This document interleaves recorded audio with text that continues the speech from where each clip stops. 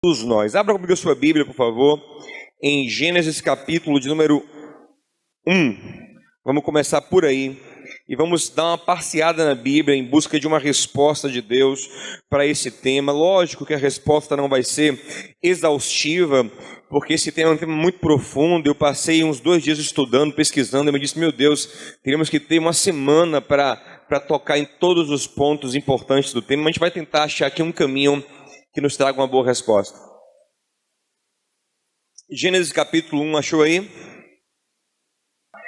Gênesis capítulo 1, versículo 27 diz assim: E criou Deus o homem à sua imagem, a imagem de Deus o criou, homem e mulher os criou, e Deus os abençoou, e Deus lhes disse: frutificai e multiplicai-vos, enchei a terra e sujeitai-a, dominai sobre os peixes do mar e sobre as aves dos céus e sobre todo animal que se move sobre a terra. Gente, se você olhar para o capítulo 1 de Gênesis, você vai ver um Deus muito feliz com tudo que Ele está criando.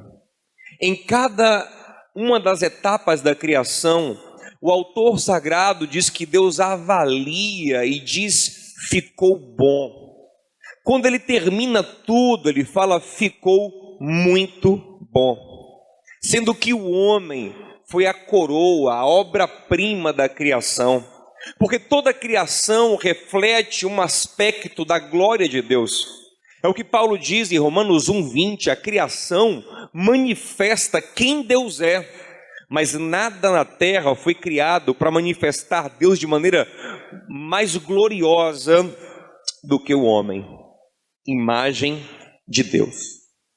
E quando Deus cria o homem, Ele primeiro cria o homem do sexo masculino.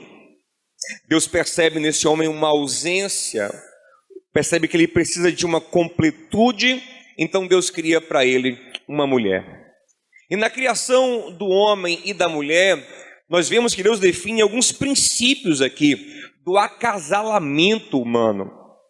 Princípio número 1, ele mostra que o acasalamento humano, o acasalamento que o glorifica e que reflete a sua imagem no homem, é um acasalamento monogâmico.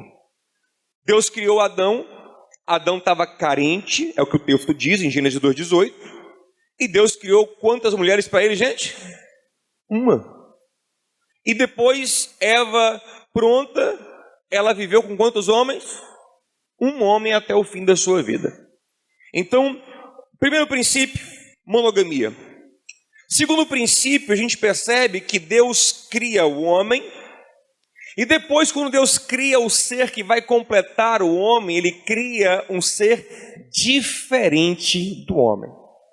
Deus poderia criar um outro homem que engravidava, não podia? Podia ser igualzinho. A única diferença é que esse outro homem engravidaria. Não, ele cria um ser diferente. Em Gênesis 2:18 o Senhor fala assim, não é bom que o homem esteja só, far-lhe-ei uma ajudadora idônea. Mas no hebraico original é uma ezer kenegdo. Ezer é ajuda, kenedo é oposição. Algo diferente. Eu farei para completar o homem algo diferente, algo que se opõe a ele e que se encaixe com ele. Daí vem a expressão hétero, diferente. Homo significa igual e hétero significa diferente. Então, segundo o princípio do acasalamento humano, é que ele é hétero, ele é feito de pessoas diferentes que se encaixam e se completam. Um terceiro princípio do acasalamento humano que nós vemos aqui é que ele tem a capacidade reprodutiva. Deus abençoou e disse, frutificai, multiplicai, encham a terra com a espécie humana.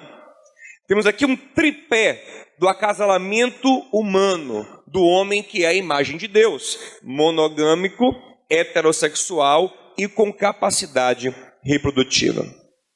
Mas nós sabemos que o pecado afetou tudo, afetou o homem e toda a criação. Lembre que quando o Senhor está dando a sentença de Adão pós-pecado, pós-queda, o Senhor fala para ele, Adão, Gênesis 3,17, Adão, maldita é a terra por sua causa. Você era o guardião da terra. Você deixou que a maldição, que o pecado entrasse para corromper toda a terra. E a terra agora vai ter anomalias. A terra vai produzir espinhos, a terra vai produzir cardos, coisas que eu não queria que fossem geradas, serão geradas porque o pecado entrou e vai deformar tudo. O pecado deformou o próprio homem.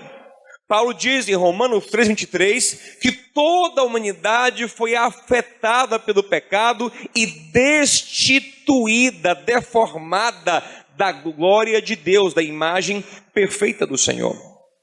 E nessa deformação que o pecado traz sobre toda a natureza, é óbvio que não tem nada que não esteja deformado no homem.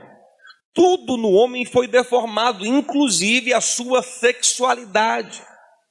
Todos nós, atenção, todos nós, de inclinação heterossexual ou de inclinação homossexual, temos uma sexualidade naturalmente, na natureza caída do homem, deformada de alguma forma.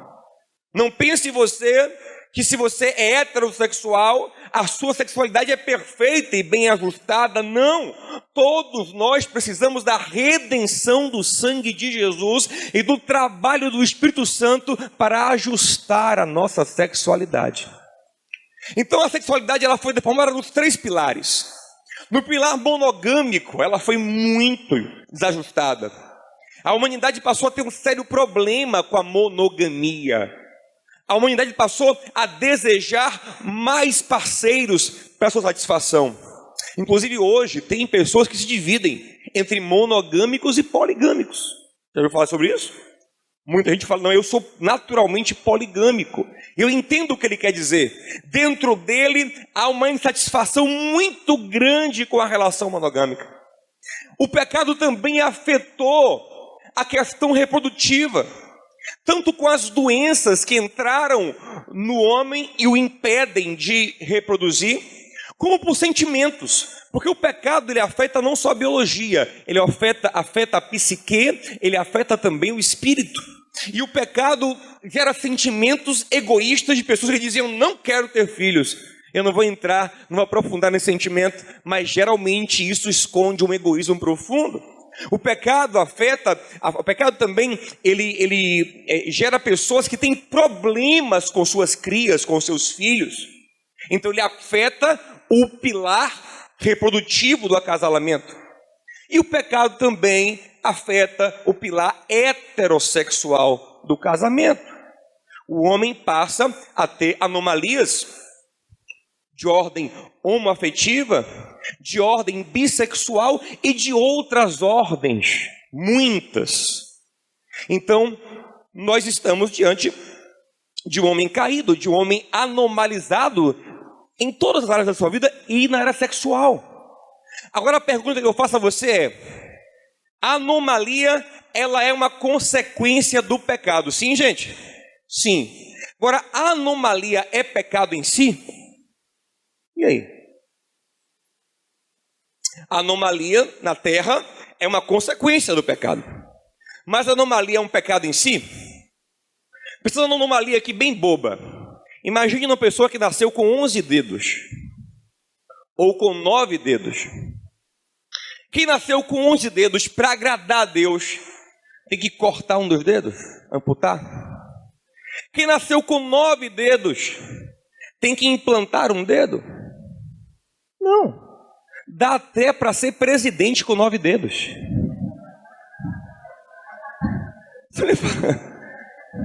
Vou te falar uma coisa. A anomalia é fruto do pecado. Mas a anomalia não define o que é pecado. O que define o que é pecado ou não é a lei de Deus. João nos dá uma definição do que é pecado. 1 João 3,4. Qualquer que pratica o pecado também transgride a lei. Porque pecado é o que, gente? A transgressão da lei. Aí está a definição do que é pecado. Pecado não é o que é anormal. Pecado é o que transgride um mandamento de Deus, ok, gente? Esse é o mesmo princípio que a nossa Constituição adota.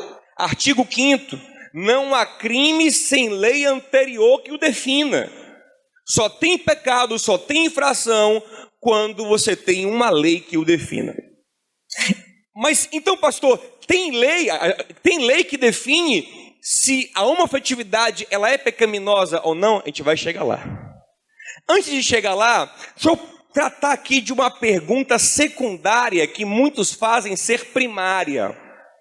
É uma pergunta que tem a sua importância porque nos ajuda na pergunta primária. Qual é a principal pergunta dessa questão, gente? É como lidar com a homoafetividade. Essa é a principal pergunta.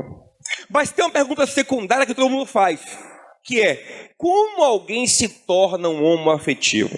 Ela não é a principal. Dá para você viver sem responder essa pergunta, mas ela nos ajuda. Ela nos aponta um caminho para resolver a segunda, que é como lidar. Mas se ela também não for respondida, se você não souber da sua vida ou na de quem você vai ajudar, o porquê ele se tornou assim, não tem problema, mas traz alguma luz. Eu não sei cravar e explicar caso por caso porque alguém se torna homoafetivo, mas eu tenho um caminho bíblico que eu acho que nos ajuda a entender algumas possibilidades. Eu quero que você olhe comigo na Bíblia, pode olhar na tela aí, Mateus 19:12. Aqui Jesus vai falar de outra anormalidade. A anormalidade sexual da assexualidade. Gente, é normal que alguém seja assexuado? Não, isso é anormal. Deus criou um homem e criou uma mulher para se acasalar com capacidade reprodutiva. Se um deles é assexuado, essa capacidade reprodutiva, essa atração física não acontece. Eu entendo então que a assexualidade também é uma anomalia. Agora, é uma anomalia pecaminosa? Aí são outros 500. Esse texto mostra que não, mas que é anomalia, é. E Jesus mostra que essa anomalia que ele chama de eunuco eram homens que não tinham vida sexual, podem acontecer por 3 coisas. Em primeiro lugar, ele fala de eunucos que nasceram assim. Olha aí, gente que por um defeito da natureza nasceu sem impulso sexual. Talvez nasceu sem hormônio suficiente, talvez nasceu sem testículos que produzem o hormônio, talvez nasceu simplesmente sem o desejo, sem o impulso. Isso acontece e tem muitos casos até hoje. Ele fala de um outro caso, gente que foi feita eunuco por outras pessoas. Como é isso? Ele não queria ser eunuco, mas ele era um escravo. E o seu senhor o castrou. Ouça uma coisa. Não associe automaticamente eunuco com homossexual. Cada coisa é uma coisa. Paulo era um eunuco. Jesus teve uma vida de eunuco. Outros homens de Deus tiveram vidas de eunuco. Uma coisa não está ligada automaticamente à outra. Mas nesse segundo caso aqui, olha, do eunuco feito pelos homens, era comum que esse eunuco feito pelos homens castrados se tornasse um homoafetivo passivo. Por quê?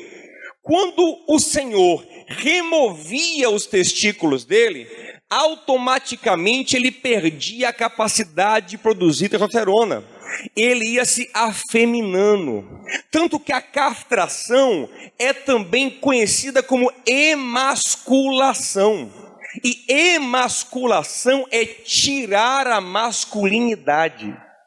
Então o registro histórico é muito comum de que os eunucos que eram feitos eunucos por castração, que é o segundo caso que o senhor está falando aqui, virassem homoafetivos passivos, delicados, femininos, e outros homens, realmente os senhores deles ou outros, tinham relação sexual com eles. Eles não podiam ser passivos, porque eles não conseguem ter ereção, mas eles podem ser ativos, porque não tem ereção, mas podem ser passivos, porque se ficam bem afeminados, delicados, e às vezes esse era o caminho para suprir a sua própria carência. E aqui tem um terceiro ponto. Ele fala, primeiro, gente que nasceu assim. Segundo, gente que foi feita pelos homens. Terceiro, gente que escolhe a vida sexuada. E o Senhor fala que ele é perfeito, mas ele toma uma decisão pelo reino de Deus. É o que Paulo sugere em 1 Coríntios 7, ele fala, bom se vocês conseguissem fazer como eu faço. Não se casar para se dedicar ao reino. Jesus fala sobre isso aqui. Gente que escolhe uma vida assexuada para não se embaraçar com as demandas do casamento da família e se dedicar exclusivamente ao reino de Deus. Ok, gente? Só para não embolar o meio de campo aqui, vamos lá? Nós vemos que o princípio de Deus é heterossexual, ou seja, é sexual e hétero. Vemos que homossexualidade é uma anomalia. Vemos que a sexualidade também, logicamente, é uma anomalia, ok, gente? Então, usando uma em paralelo da outra, observe. Se alguém nasce assexuado, por que ele não pode nascer com a sexualidade invertida? Se ele pode nascer com a sexualidade distorcida para não tê-la, por que não pode nascê-la com ela invertida para o outro lado? O pecado corrompeu tudo, distorceu tudo, bagunçou todo o meio campo. Ok, gente? E a nossa experiência mostra crianças muito novinhas, e às vezes de 2 anos de idade, que já tem traços, tendências, trejeitos homoafetivos, ou jeitinhos homoafetivos, que nunca foram abusadas por ninguém, nunca foram tocadas por ninguém. Francis Collins, eu estava pesquisando sobre isso, e ele é o ex-diretor do projeto Genoma, geneticista famoso no mundo, e ele afirma que, sim, em muitos indivíduos, há uma predisposição genética para a homoafetividade. Então tem muita gente que nasce já com essa batalha, com essa anomalia dentro de si. Segunda coisa, Jesus fala que tem eunuco feito pelos homens. Dá para achar um paralelo com a homossexualidade? Dá. Aqueles que foram o quê? Abusados, violentados. Alguém o erotizou de maneira homossexual. Ele seria um heterossexual, mas veio alguém e o abusou, o violentou, mudando a sua convergência erótica, feito pelos homens. E o terceiro ponto, dos que escolhem ser, dá para achar um paralelo? Eu penso que dá. Estava vendo esses dias, eu pesquisei muito sobre isso, vi vários casos, depoimentos, e vi de uma menina, por exemplo, que ela fala que até os 18 anos, nunca tinha nem passado na cabeça dela a possibilidade de uma vida homoafetiva. Ela não tinha desejo, nem curiosidade, nem vontade, nem nada. Um dia lá, ela viu uma menina beijando a outra e começou a ficar curiosa. Se aproximou daquela menina na escola, começou a conversar e decidiu experimentar uma decisão. Ela disse, eu não tinha vontade nenhuma. O meu primeiro beijo foi com tanto nojo. Não sabia se eu beijava, se eu não beijava. Mas eu queria ver como era aquilo. Gostei e estou nesse caminho aí. Geralmente, essas pessoas que tomam uma decisão nesse sentido, apresentam um comportamento bissexual. Continuam tendo uma erotização hétero, mas passam também a desenvolver uma afetividade homo. Então aqui a gente tem, gente, eu acredito que 3 possibilidades de anomalização. Isso aqui poderia ser usado não só para uma afetividade, mas para muita coisa. Por exemplo, para a questão poligâmica. Tem gente que eu creio que nasce com a luta poligâmica no seu coração maior. Tem gente que o pai diz a ele desde pequeno, você tem que ser macho. Fizer 15 anos, eu te levo num prostíbulo. Não aceite ficar com uma mulher só. Você é besta. Esses dias, um irmão da igreja falou, pastor, meu pai todo dia me pergunta como é que você consegue ficar com a mulher só. Então, alguém de fora bota ou força a experimentar, né, essa variedade sexual. E outros que simplesmente tomam uma decisão, vão buscar aquilo porque querem experimentar, querem viver aquilo. Amém, gente? Então, nós temos aqui um caminho de como isso talvez aconteça, de várias formas. Mas eu não respondi a questão, é pecado ou não é pecado? Essa que é a grande questão agora, né? Daqui a pouco como lidar. É pecado ou não é pecado, pastor? Vamos lá. Só é pecado que tem uma lei. Pecado é uma transgressão da lei. Nós temos leis de Deus que dizem que isso é pecado? Sim, nós temos. Levítico 19, 22, Deus diz, não deitarás com homem como se fosse mulher. É uma abominação, uma coisa terrível, uma coisa muito ruim. E alguém vai dizer, pastor Diogo, mas esse texto é da lei do Antigo Testamento.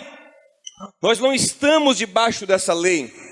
Estamos no que Paulo chama em 1 Coríntios 9, 21 de lei de Cristo. Mas entenda uma coisa, a lei de Cristo conserva todos os princípios morais da lei de Moisés, que era a lei de Deus.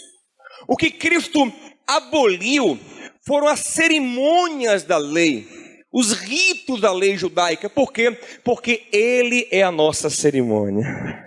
Ele é o novo e vivo caminho para o Santo dos Santos.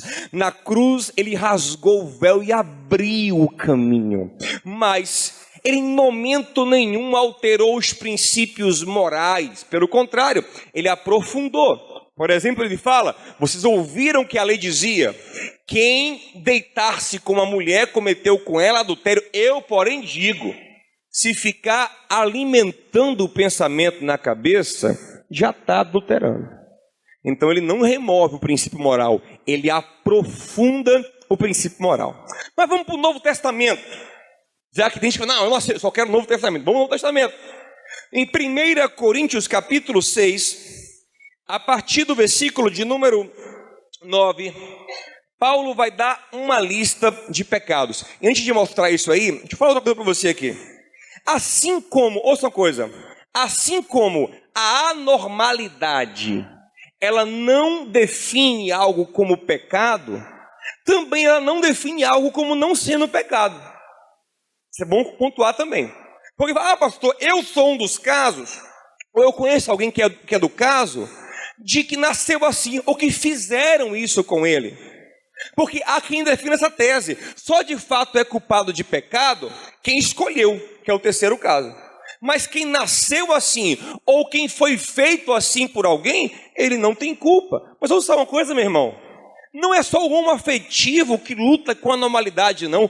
Todos nós, em algum grau, lutamos com nossas anomalias e distorções. E todos nós temos que buscar saber se essa anomalia gera um pecado na lei de Deus. E se gerar, todos nós temos que enfrentá-lo. Entende? A anomalia não declara que é pecado, nem a anomalia garante que não é pecado. Você entendeu isso? Vamos lá então. Paulo aqui fala que não herdarão o reino de Deus os injustos e os que cometem essa lista de pecados aí. Vamos dar uma olhadinha. Não erreis nem os fornicadores. Observe que é uma lista de pecados. Não tem pecado, agora eu vou falar, não, é uma lista de pecados, tudo junto e misturado. Diga assim, você, está todo mundo junto e misturado. Diga, está todo mundo junto e misturado.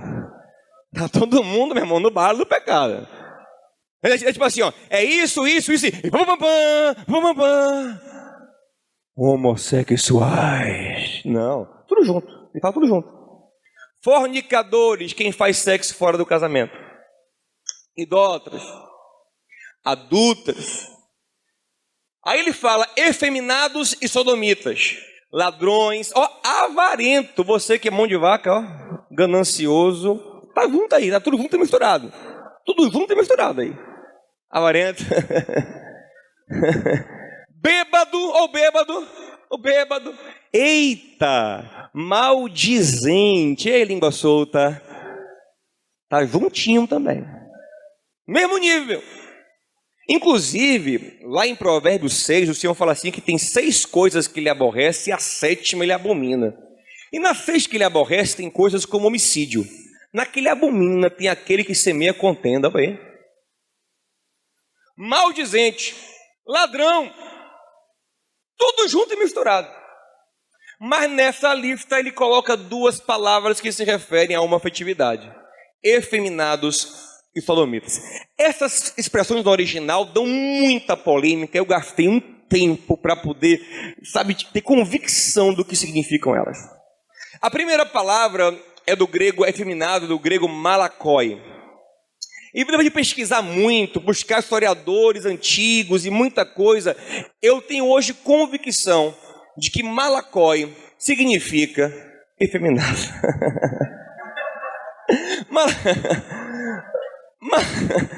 Malakoi, gente, era usado em tempos antigos. Filon, que é um historiador judeu muito famoso da antiguidade, do século I, ele fala que malakoi era usado para homens com trejeitos femininos que geralmente eram homossexuais passivos.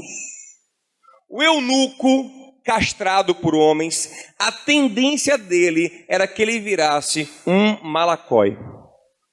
E a outra palavra é o arsenokoitai, que é o sodomita.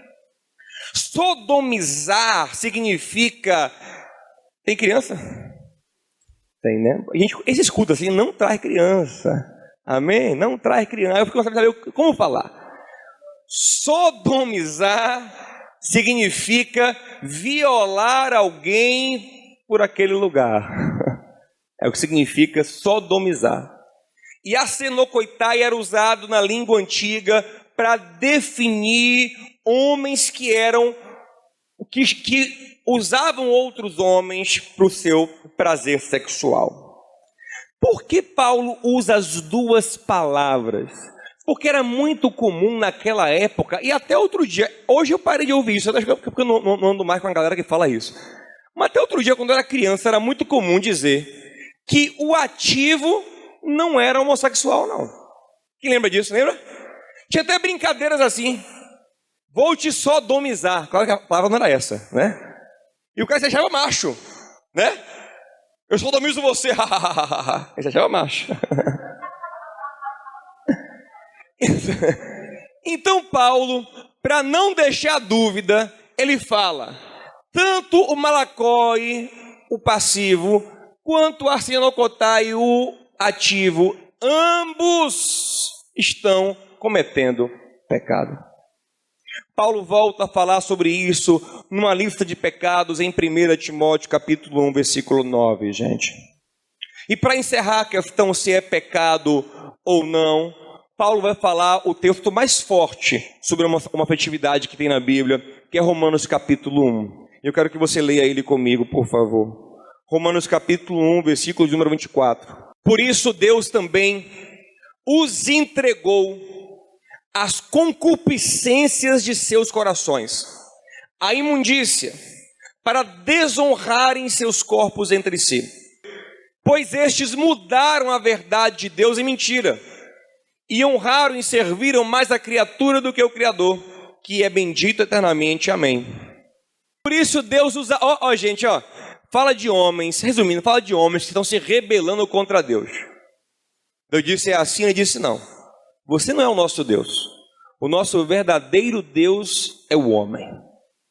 Nós idolatramos o homem, nosso desejo, nossa vontade. Sai do trono, Deus. Vamos fazer a nossa vontade. Aí Deus nos entregou ao quê? Paixões infames. E é a primeira vez que o lesbianismo vai aparecer. Até então ele não aparece, é a primeira vez que ele aparece. Porque até suas mulheres mudaram o uso natural no contrário à natureza. Semelhantemente, também os homens, deixando o uso natural da mulher, se inflamaram em sua sensualidade uns para com os outros, homens com homens, cometendo torpeza e recebendo em si mesmos a recompensa que convinha ao seu erro. Então aqui Paulo fala que uma afetividade é uma postura onde eu me rebelo contra o Criador. Gente, que rebelião é essa? O Criador está falando o seguinte, você vai se relacionar com aquilo que é hétero, aquilo que é diferente de você. Você fala, não, eu quero o que é igual, o que é homo. Eu não aceito ser confrontado, ser completado, ser aperfeiçoado pela exerquenedo, pela oposição. Eu quero o que eu gosto, e o que eu gosto é igual a mim. Isso tem uma raiz num coração idólatra. Então, diante desses textos, nós não temos dúvida de que a homoafetividade é, sim, um pecado. E antes de falar rapidinho, para a gente encerrar, como lidar com isso, eu quero responder uma questão que é muito importante. Alguns falam, mas pastor, mas é injusto. Porque quem tem a inclinação heterossexual, ele pode se relacionar com alguém, pode casar, pode ser feliz. E quem tem a inclinação homo não pode, isso é muito injusto. Ou seja, não tem justiça nenhuma. O homo pode a mesma coisa que o hétero. O hétero pode casar com alguém do sexo oposto, o homo também. Mudou a chave aí? É que o hétero pode casar com alguém do sexo oposto. É que o homo pode casar com alguém do sexo oposto. Eles podem a mesma coisa. A lógica não é você avaliar pela vontade da pessoa, você avaliar pela lei de Deus. Se amanhã o hétero quiser uma relação homo, ele pode? Não pode. Ele só pode hétero. E o quem tem inclinação homo só pode hétero. É a mesma coisa do poligâmico e do monogâmico. Os que hoje se definem poligâmicos ficam assim, é um absurdo. Deus, a lei, a sociedade não deixa eu ter 2, 3 mulheres. Eu não consigo viver com uma. Eu sofro muito. Aí quem é monogâmico pode ficar feliz com uma só. E eu não posso. Não, você pode também ficar feliz com uma só. Porque você não pode tentar ser feliz com 2. Todo mundo pode com uma. Todo mundo pode com hétero. A lei não varia pela sua vontade, a lei varia pela vontade de Deus. Se amanhã o monogâmico fala, eu quero agora ser poligâmico, ele não pode. Não varia de acordo com o que eu quero, senão a gente ia ser uma bagunça. E cada hora o coração corrompido quer uma coisa. Então a coisa é estabelecida pela lei de Deus. Todo mundo pode a mesma coisa, cumprir a lei de Deus. O meu coração corrompido quer muitas coisas. E não pode. Meu coração corrompido, meu irmão, quer coisas às vezes. E não pode. Porque não varia pelo que eu quero, pelo que eu sinto. Ouça uma coisa. Não romantize o pecado. Sabe qual é o problema? É assumir o pecado como a sua identidade. Mas eu vou falar sobre isso daqui a pouquinho. Antes, vamos lá. É pecado? É, porque é contra a lei de Deus. E a lei de Deus é sábia. Paulo fala que a lei de Deus é boa, é santa, é justa. Se eu não compreendo a lei de Deus, o problema não é com a lei, é comigo. Paulo fala, a lei é boa, eu é que sou pecador. Então o que é que eu faço diante disso? Tenho uma inclinação, tenho uma tendência, quero pecar, é difícil, não é só com você não, amigo, é com todo mundo. Você com esse pecado, eu com outros pecados, cada um com seus pecados, é uma luta. E Paulo diz em Romanos capítulo 7, que ele até entendia muitas vezes o que era melhor, ele concordava com Deus na mente, mas no seu corpo operava uma outra lei, a lei do pecado. E ele queria fazer o que era certo, mas na hora de praticar ele não conseguia. E eu sei que muitos de nós vivemos esse drama. No fundo, queria. Por quê? Porque você é filho de Deus. E quem é filho de Deus é incomodado pelo Espírito Santo a fazer o certo. Se peca, peca triste, peca sangrando por dentro, mas acaba pecando. Pensa no bem e faz o mal. O bem que quer não consegue, o mal que não quer faz. Paulo fala que essa luta existe em nós, crentes. Entretanto, se Paulo para Romanos, no capítulo 7, meu amigo, ia ser um problema sério. Mas glória a Deus que Paulo escreveu o capítulo 8 de Romanos. E no capítulo 8, Paulo diz que Deus nos deu um poder para maior do que o pecado. Paulo diz que Deus nos dá o seu Espírito, e o seu Espírito gera em nós um outro domínio, o domínio do Espírito. E você não é mais agora escravizado pelo pecado. O Filho te liberta e você se torna livre. Isso não quer dizer que você não vai ter lutas e tentações, você vai continuar tendo, mas você não vai ser escravizado por elas. Entenda uma coisa, você precisa compreender que provavelmente você vai lidar com seus desejos mais profundos pela vida toda. No caso homoafetivo em especial, há muitas pessoas que têm um anseio de que Deus remova do seu coração todo o desejo. Eu ouço testemunhos de pessoas que dizem que aconteceu isso com elas. Pastor, tenho nem minha vontade do mesmo sexo, agora só heterossexual. Entretanto, eu digo a você que na maioria dos casos que eu tenho acompanhado e visto, isso não acontece. A pessoa ela luta a vida toda.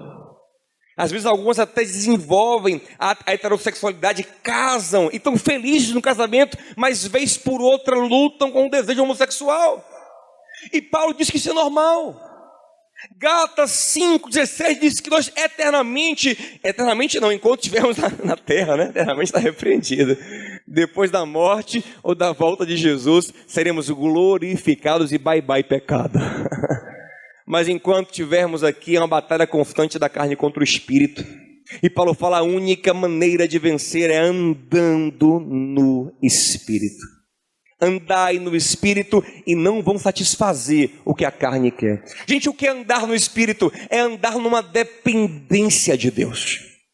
Não é dizer eu sou forte, eu resisto, eu aguento, dizendo, é pelo contrário. É se render a Deus e dizer, Deus, eu sou fraco, eu estou com vontade de pecar, eu quero pecar, me ajuda. Aí o poder dele se aperfeiçoa na sua fraqueza. Quando você se confessa fraco e dependente, é aí que você fica forte. Jesus fala o seguinte, orai e vigiai, porque o espírito pode estar pronto, mas a carne ela sempre é fraca. E o que eu faço quando eu sei que eu tenho uma fraqueza? Eu faço o quê? Eu oro. Eu vigio, eu clamo a um Deus que é poderoso para me socorrer quando eu estou sendo tentado. Isso é muito lindo, gente. Isso é muito lindo. Hebreus 2,18 fala que Jesus, que conhece a tentação humana, porque ele é homem, ele quando vê um crente que está sendo tentado, se o crente clamar a ele, buscar a ele, ele socorre o crente no meio da tentação. Ou seja, sua mente está ali ficando suja, pensamentos, desejos, mas Jesus me segura, o bicho está pegando aqui, Pai. Senhor, sem você eu vou pecar. Ele vem, ele abre uma porta para você vencer a tentação. Ele te dá um poder sobrenatural. Ele te sustenta, ele te dá uma graça, ele te cobre, ele te empodera, meu irmão. É possível vencer. Cotovela alguém aí. Diga, ele é possível sim, meu irmão. Não deixa o diabo colocar na sua cabeça que não é possível não. Coloca de novo aí, por favor, 1 Coríntios 6. Paulo deu a lista dos pecados, que incluem pecados homoafetivos. Olha o que ele fala no versículo 11. No 11 eu vou adiantar, ele fala assim, muitos entre vocês praticavam estas coisas, alguns faziam essas coisas, mas agora estão lavados, santificados pelo sangue de Jesus. Eu conheço gente entre vocês que era uma afetiva e agora não pratica mais. Pastor, mas isso é duro. Isso talvez signifique abrir mão de muitas coisas profundas em mim, mas meu irmão, vou lhe falar uma coisa, o evangelho é isso. O evangelho é um chamado para morrer.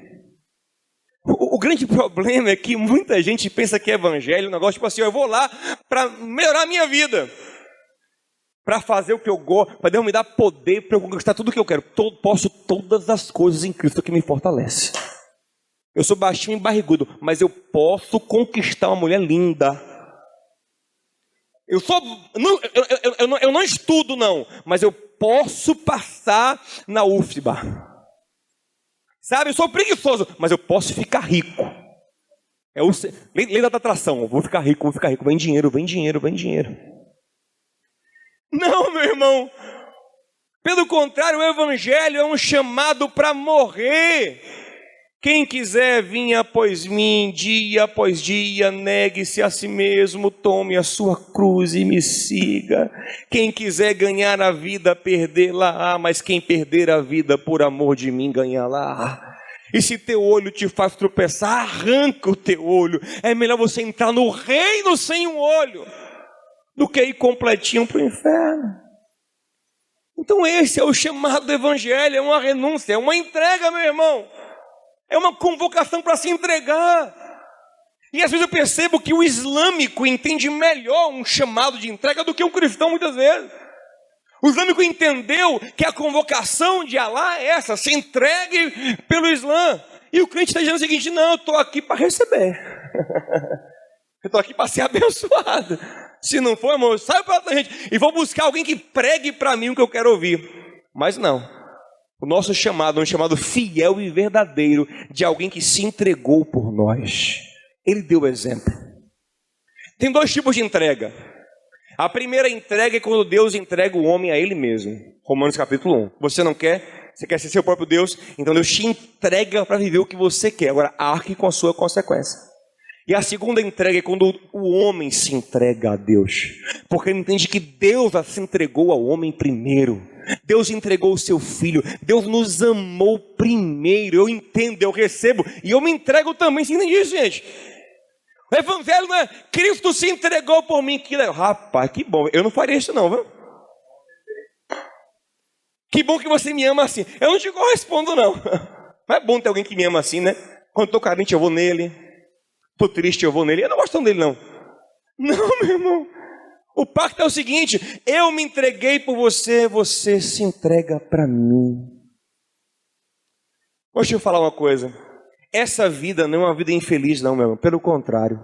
O reino de Deus é paz, justiça e alegria no Espírito Santo. O fruto do Espírito é gozo profundo. Quem vive em Cristo vive feliz. Mas quem se entrega ao pecado é quem vive atormentado. A palavra gay é uma expressão inglesa que significa feliz.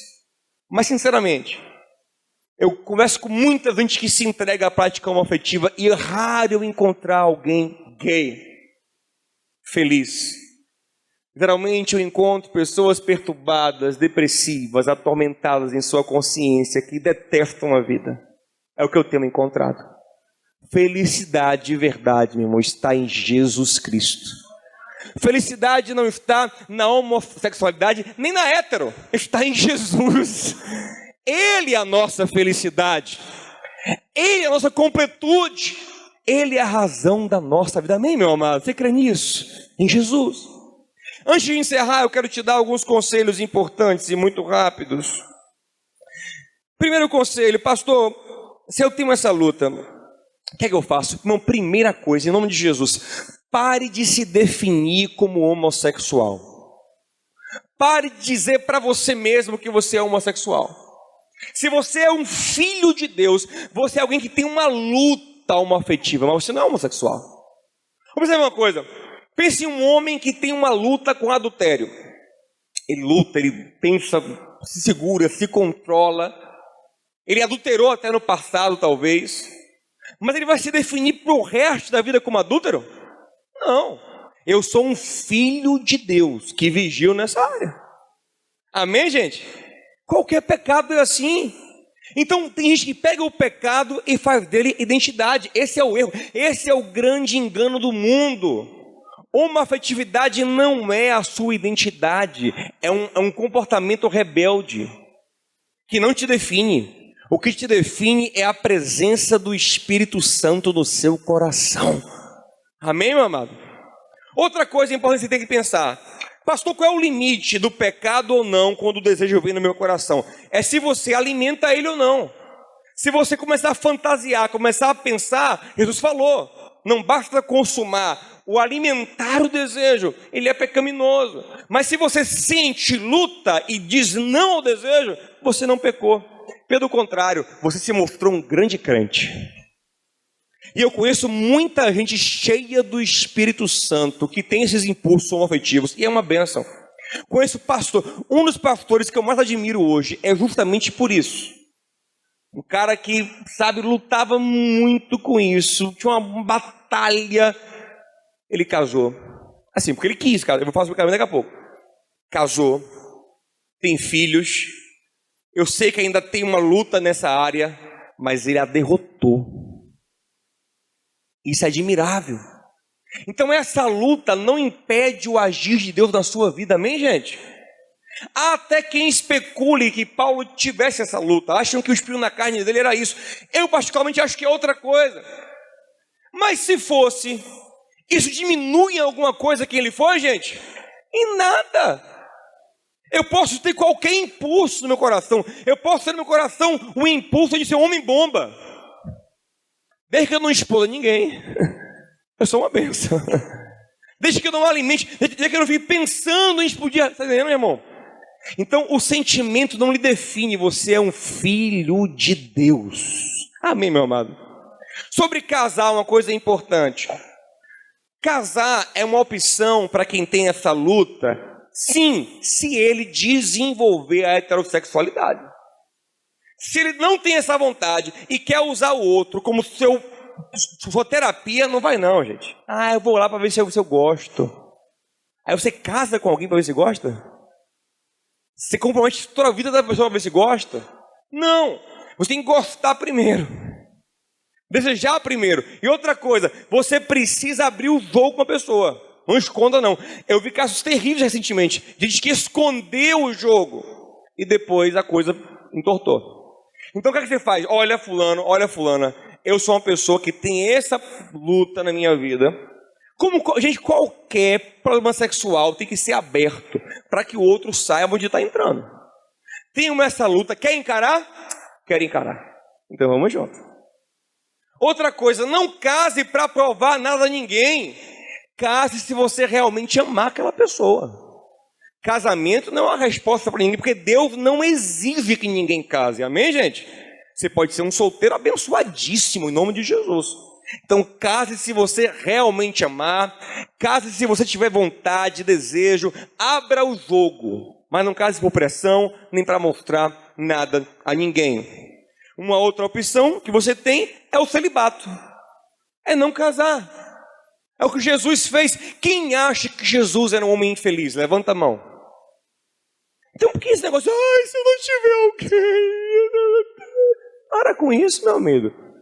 Alguns dos maiores homens de Deus na Bíblia não casaram e foram cheios de alegria no Espírito. Felizes, plenos. É uma opção, meu irmão, a vida vai acabar, vença, em nome de Jesus. Vença, lute, segura a onda, meu amigo. Vai dar certo, amém? Celibato também é uma opção. Eu quero falar algo para a igreja toda. Quem luta e quem não luta com isso, ouça uma coisa. Sabe o que nós como igreja temos que fazer, meu irmão? Parar de colocar a homoafetividade como o supra-pecado. Não, ele é um dos pecados. E assim como nós pregamos para o adúltero, para o mentiroso e para o avarento, pregamos também com amor, com graça, com abraços abertos para o homoafetivo. Amém, gente? Não coloquem ele, porque em lugar nenhum da Bíblia, lá em Levítico 18, ele também está no meio de outros pecados. Paulo coloca ele no meio, não tem assim, agora vos falarei. Tipo assim, não tem Coríntios 13? Vou te mostrar o caminho mais excelente, né? Aí seria tipo assim na cabeça de algum, agora vos mostrarei o caminho mais abismal. Existem pessoas que se relacionam com... Não tem isso não, gente. Está sempre misturado com outros pecados. Só que não tem uma dica, irmão, é mais um pecado. Então estamos aqui para ajudar quem quer ajuda, para acolher, para abraçar. Amém, meus amados? Para apoiar os sinceros, os verdadeiros, os que querem Jesus. É uma luta como qualquer outra. Cada um tem a sua, essa é uma das lutas. E pastor, por que um culto especial para falar dela? Porque infelizmente é uma área que o mundo tem investido muito para distorcer a informação. Mas é uma luta como qualquer outra luta. Amém? E eu vou lhe dizer, na minha opinião, existem lutas até piores.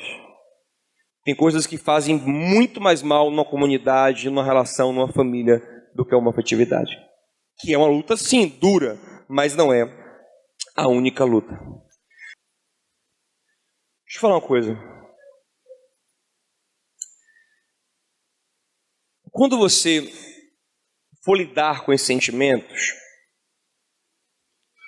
em vez de se ver como uma vítima, como um injustiçado do mundo, como o diabo quer... Porque, ouça uma coisa, ó. O diabo, ele sempre teve esse plano. Colocar o homem como um coitadinho. Lembra, gente? Ó, olha pra cá, ó. Ele chega em Eva e fala assim, ó. Evinha, minha filha, quer dizer que você não pode comer de tudo? Que absurdo. Que Deus ruim, viu? Meu Deus, que coisa ruim. A Eva, não, eu posso comer, mas não posso comer. Ele disse, não, a melhor é essa. Ele cria no homem um coitadismo, sabe? Oh, tadinho de mim, o que eu queria eu não posso. É tipo Maristé às vezes lá em casa. É assim mesmo. Ela tem 1001 alternativas, mas ela invoca com uma. Aí eu falo, Maria, essa não. Oh, o que eu queria, eu não posso nada. Eu não posso nada.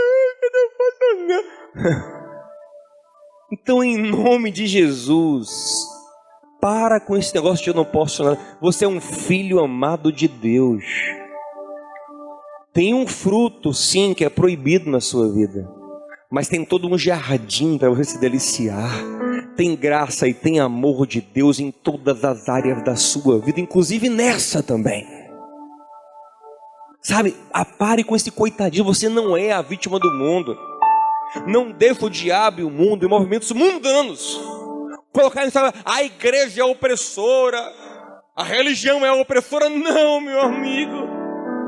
Nós cremos num Deus bom, um Deus misericordioso, um Deus amoroso, um Deus que sabe o que é o melhor para nós.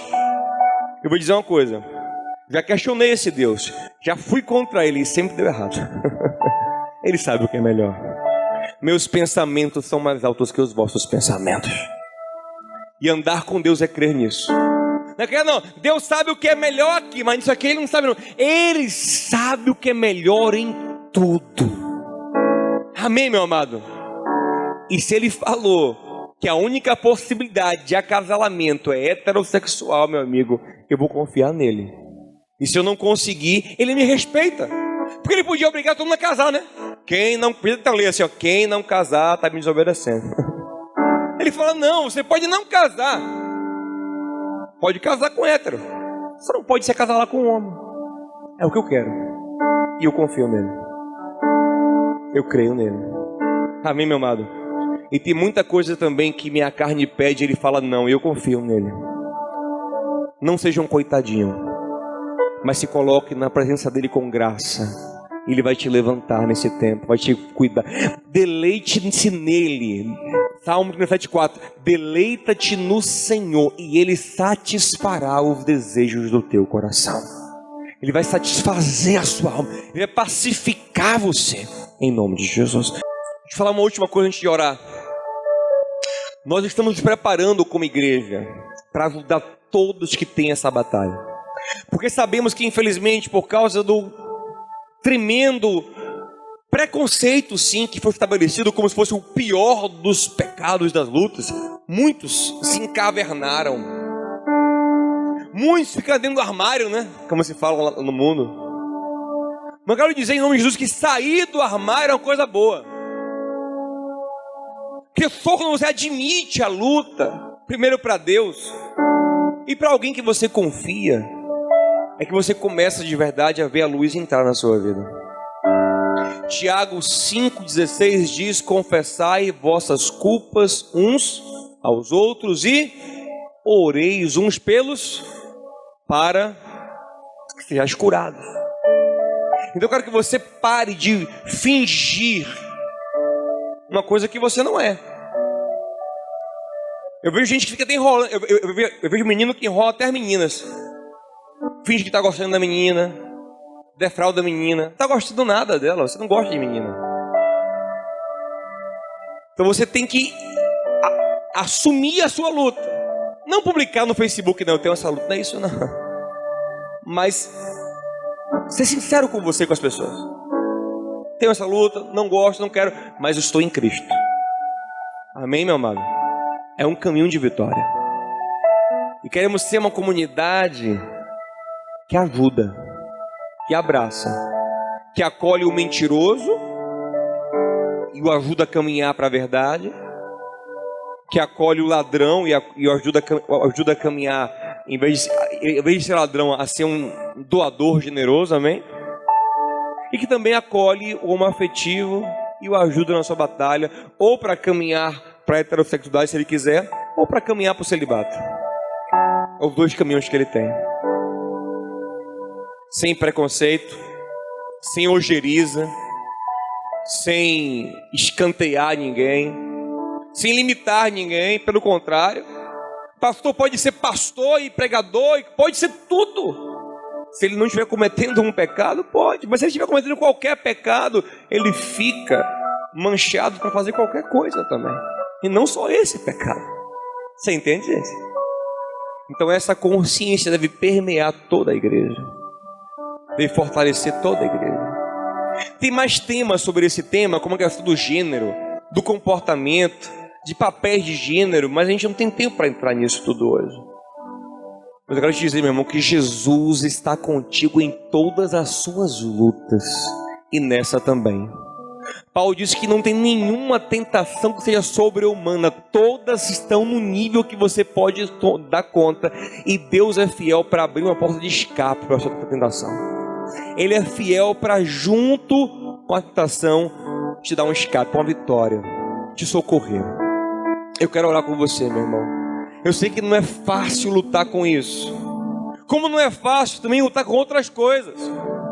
Vem de nosso unir, parece um culto aí, culto de quem não aguenta a monogamia, ia encher, ia lotar, e você ia ver de chorando, Deus, não aguento mais, Senhor, Senhor, abre uma brechinha aí, Senhor, só duas, pelo menos. Não,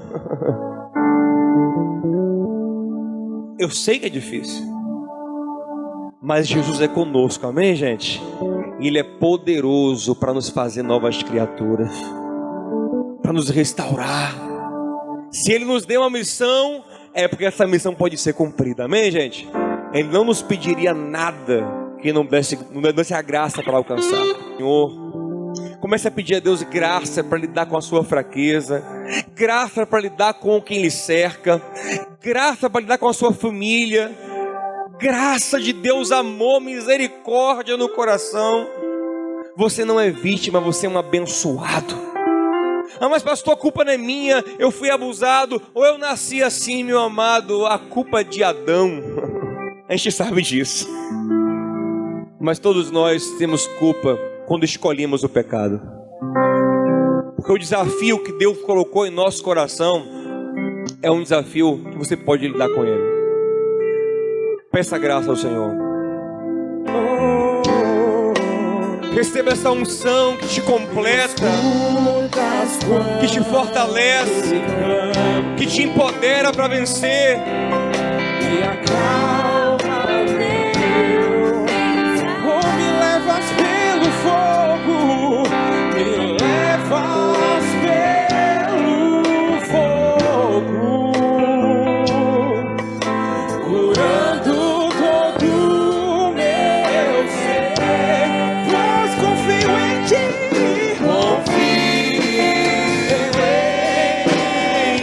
dia após dia confio em ti.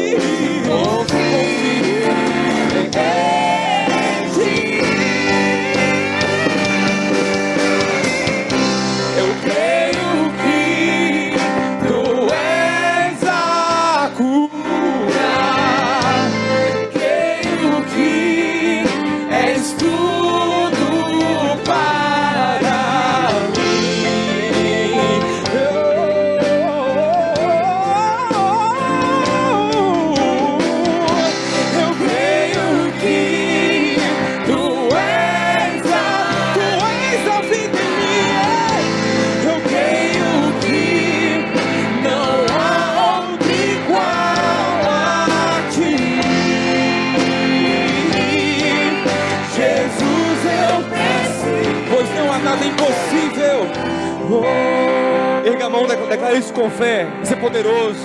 Nada, nada, nada é impossível para ti. Nada é impossível.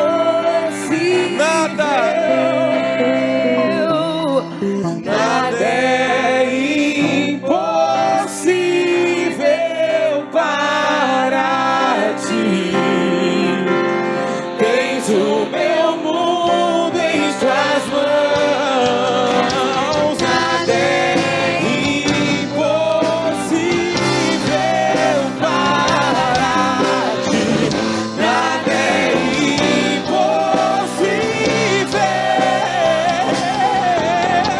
Nada é impossível para ti. Com tens o meu mundo em tuas mãos. Eu creio que tu és a cura. Eu creio que és tudo para mim.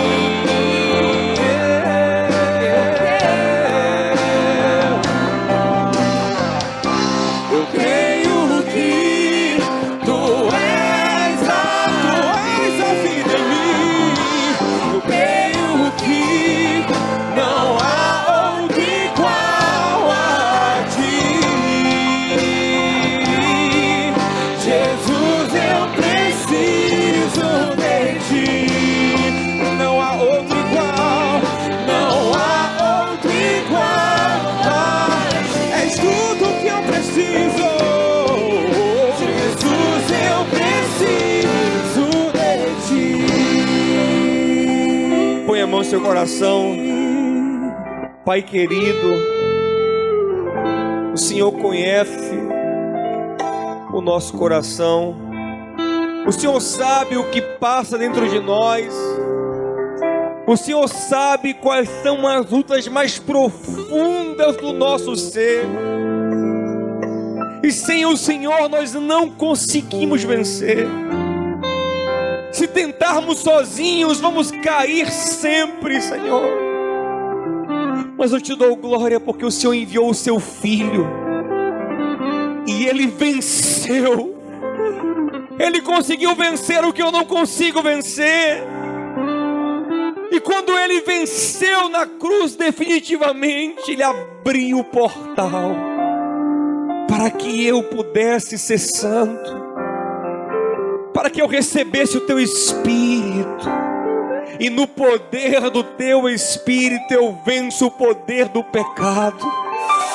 No poder do Teu Espírito, no poder sobrenatural do Teu Espírito, eu ando sobre as águas do meu pecado. Eu domino ele, eu venço. Eu posso fazer o impossível em Ti, Jesus. Oh, aleluia! Eu venço no Senhor. Quando eu estou fraco e sou dependente de Ti, é aí que eu sou forte, Senhor. É aí que o Teu poder se agiganta em mim. É aí que eu digo, não sou eu quem estou vencendo, não. Eu já morri. Quem está vencendo é Cristo em mim. Não sou eu quem vivo, é Cristo que vive em mim. Oh, Senhor, eu Te entrego a minha vida. Ela é Tua, Senhor. Porque se alguém não entregar a vida a Ti, não é digno. Se alguém amar mais a vida do que a Ti, não é digno. Se alguém idolatrar a criatura mais do que o Criador, não é digno de andar contigo. Tu és o nosso Deus. Eu não sou o meu Deus. Diga a Ele, Senhor, eu não sou o meu Deus, Senhor. Diga a Ele, eu não sou. Diga, a minha paixão não é a minha deusa. A minha paixão não é a minha deusa. O meu sentimento não é o meu Deus. Não, Senhor. Meu namorado não é o meu Deus, nem minha namorada é o meu Deus. Eu só tenho um Deus. Só a Ele adorarás. Ele é o meu Deus, eu confio nele. E o que Ele disser eu confio. Se Ele pedir Isaac, eu entrego. tiver que arrancar um olho por ele, eu arranco, porque Ele é o Senhor, Ele sabe o que eu não sei. Diga ao Senhor: eu entrego a minha vida ao Senhor, faz dela o que o Senhor quiser. Pai, eu oro especialmente pelos irmãos que têm uma luta homoafetiva, Senhor. Meu Pai, em nome de Jesus, dá a Ele poder para vencer. Se o Senhor quiser, o Senhor pode inverter, Senhor. O Senhor pode fazer ele ou ela se tornar alguém com desejo heterossexual, com vontade de casar, de ter filhos e glorificar o Teu nome, Senhor. Mas também o Senhor pode fazer dele um celibatário, fazer dela uma celibatária para a glória do Teu nome. Levanta, Senhor, pessoas nessa geração para brilhar como luz para o mundo. O mundo espera gente assim, que diga: eu escolhi Cristo. Eu tinha desejos, eu tenho desejos, mas eu escolhi Jesus. Levanta esses em nosso meio, Pai, para brilhar na Tua luz, na Tua graça, para ser, Senhor, sal da terra, para ser luz do mundo. Nos dá esse poder, Senhor, para lidar com toda carência, dificuldade, mágoa. Se alguém tem uma mágoa que lhe prende, Senhor, de um trauma, de um abuso, meu Deus, que Ele possa perdoar, liberar, ser curado, em nome de Jesus. Pai, se alguém nasceu desde pequenininho assim, Tu és poderoso, e o Teu Espírito é maior em nós do que a nossa genética, Senhor. Ele é maior, Ele nos dá poder para dominar esse desejo. Pai, se alguém fez essa escolha de maneira consciente, Pai, que ele possa se arrepender e voltar atrás, e voltar para o Teu caminho. Nos dá graça, Senhor, nos dá graça em nome de Jesus. Nos enche com Teu Espírito, nos faz, Senhor, vitoriosos nesse tempo, em nome de Jesus.